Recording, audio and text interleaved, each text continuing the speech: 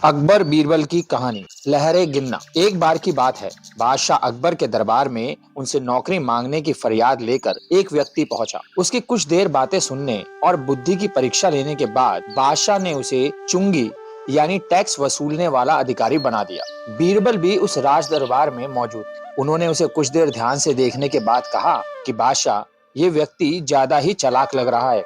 ये जल्द ही कुछ न कुछ बेईमानी जरूर करेगा। होते होते कुछ समय गुजरा और तब तक उस व्यक्ति ने टैक्स वसूलने का काम पूरी तरह संभाल लिया था। एक दिन बादशाह अकबर के पास एक दो व्यक्ति उस अधिकारी की शिकायत लेकर आए। शिकायतें मामूली थी, इसलिए उन पर ज्यादा किसी ने ध्यान नहीं दिया। उसके बाद रिश्वत लेने और जनता को परेशान करने के आरोप भी उस अधिकारी पर लगने लगे। इतनी शिकायतें आने पर बादशाह ने सोचा कि उसका तबादला ऐसी जगह कर देता हूँ जहाँ इसे बेईमानी करने का मौका ही ना मिले। इतना सोचते ही बादशाह ने फैसला किया कि उसे अस्तबल का मुंशी बनाया जाए।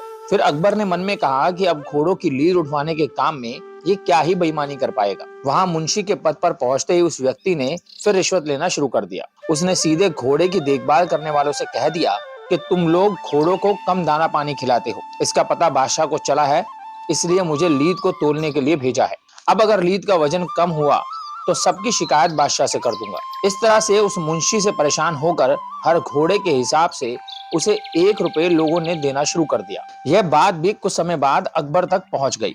उन्होंने मुंशी को सीधे यमुना की लहरें गिनने का कार्य सौंप दिया। फिर बादशाह के मन में हुआ कि अब यहाँ तो कोई बेईमानी नहीं कर पाएगा। कुछ ही दिनों में जैसे ही वो व्यक्ति यमुना किनारे पहुंचा तो वहां भी उसने अपना दिमाग दौड़ा लिया। वो नाव से सवारी करने वालों को रोक रोक कर कहता कि मैं लहरें गिन रहा हूँ, ऐसे में तुम लोग यहाँ से नहीं निकल सकते हो। इसी जगह पर 2-3 दिन तक रुकना होगा। रोज रोज ऐसी बातें सुनकर नाव चलाने वाले ने अपने कार्य को जारी रखने के लिए उसे 10-10 रुपए की रिश्वत देना शुरू कर दिया। अब यमुना किनारे भी वो व्यक्ति खूब बेईमानी कर रहा था। 1-2 महीने में ये बात भी बादशाह तक पहुंच गई। तभी अकबर ने एक लिखा हुआ आदेश भिजवाया, नाव को रोको मत, जाने दो। वो व्यक्ति चतुर था।